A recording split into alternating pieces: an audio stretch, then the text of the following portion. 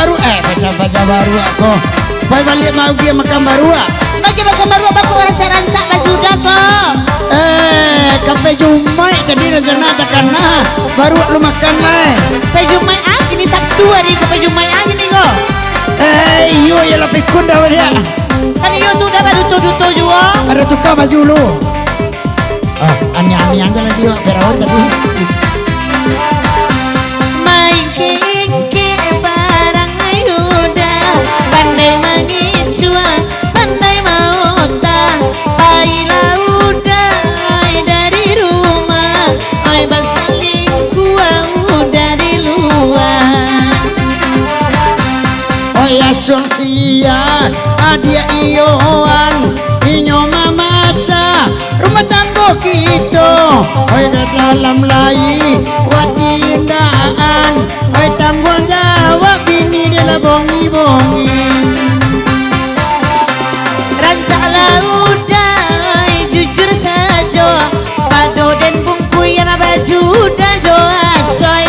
Dan naik kawati kola talunjur sayang pulo mandega nadia sembarang kudua. Turi Allah deh udah jando banyak anak, ay setoran nyotu, ay gadang pulo. Walaupun ninyo jando bibianya rancak, saban tu bibi awe bawa ambo.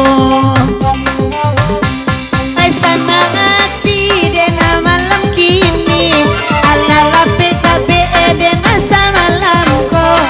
Maaf karena udah adik kini ndak kada nulang dan buat sudah ikut. Manga baru kini udah manyasa, banyak dede main lain kagantinya.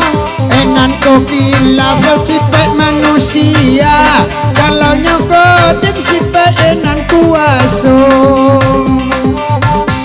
Denai nani ndak lai dah kapicayo, ailah mulai banyak udah kini baparangai. Macamnya dia bercimburu juo, eko dan talak dan langsung cerai. Agila denai talak sarung puno batuang, dena basu aja udah kasadonyo. De anak ayana tahu jauh tuang, hayawak kete amak lamaran do. Kalau anak-anak itu jangan mudah camekan, denai santiang pulo mencari balanjo. Kalau nyawi itu adik katokan, calon non baru santiang pulo manjando. Oi mangainya apa tunjuk kok heboh lah udah baru. Oi karina ko beneng dak rujua, oi dari mula dek cinta bangko. Coba kampaknya baradia sibutu kembali. Pangawati Ison kepasan sepakat tuan rumah kita dek sari basu jarang batamu, tolong puihkan bana kandak pada malam kosa balun berlari-lari dendang kalah dulu karatok pasaman gitu.